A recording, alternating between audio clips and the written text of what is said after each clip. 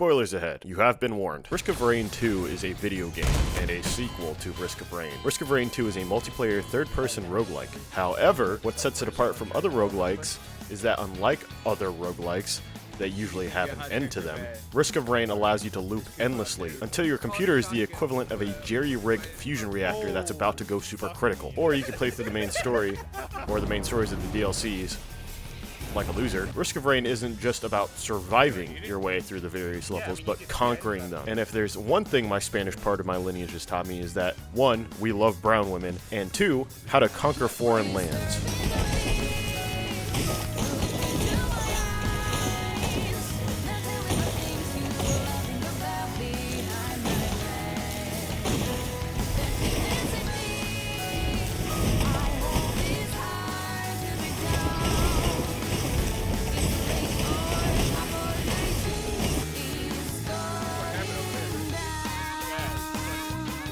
Like previously mentioned, this game is multiplayer, meaning you and 3 other goons can join a lobby together and play through the content this game has to offer. Fucking up on this bit. Fuck this shit. You know what? Fuck it. Artifact and command. We're gonna kill them. No.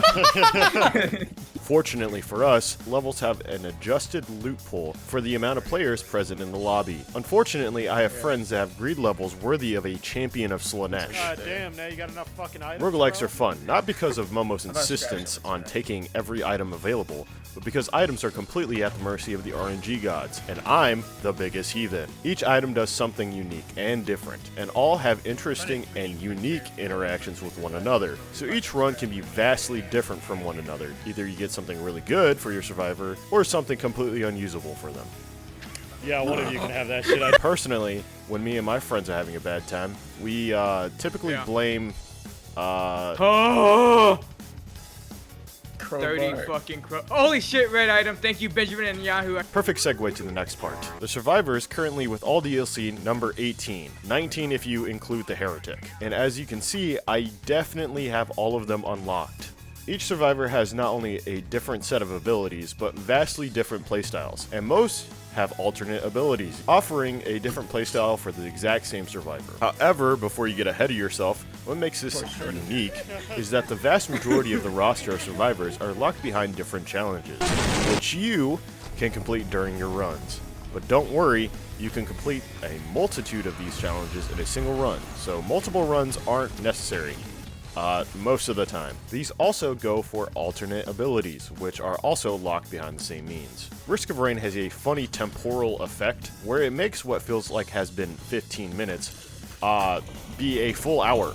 And as it happens, this game is time-based, meaning the longer you take on a level, not only does the difficulty of the run rise, but the cost to open chest also increases. However, I want to address the elephant in the room, as you might have noticed.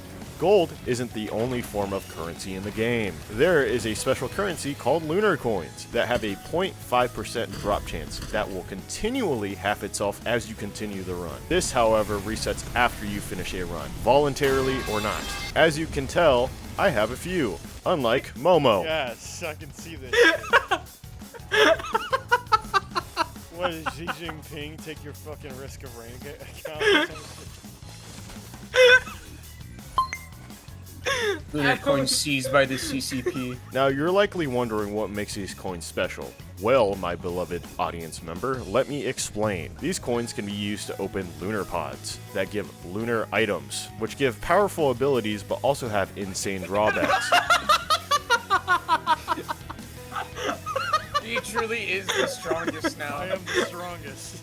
Or you can spend them at the lunar altar, which opens a very special portal to my favorite area of the game. This place is a shop for various gadgets and gizmos, owned by Newt, and this place is better because of him. And like any sensible shop owner, if you attack him, he will kick you out of his lovely shop, so just enjoy the wares. However, me and Nat have other ideas if he ever sees Momo enter his shop. I was thinking we could go to the fucking shop, but I realized Momo would probably get shot, like right at the fucking... Just shopkeeper would slime Momo out. This game can be heavily addictive, And that's great for my broken dopamine receptors, because melting enemies so hard that the mere memory of their existence is erased lights up my hippocampus like the 4th of July. However, on the other side of the coin, this game could also give you the most abhorrent runs of your life. This dichotomy makes the game objectively fun.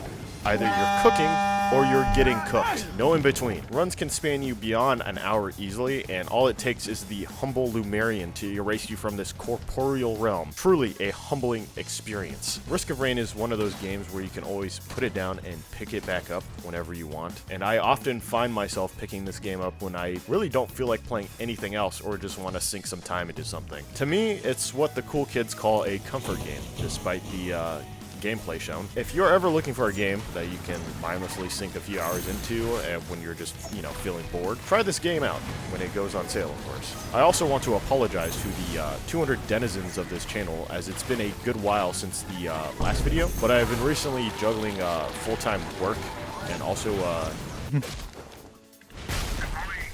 playing other games. So that's kind of my fault. But I want to make sure that I push out projects that are of good quality. So I appreciate your patience.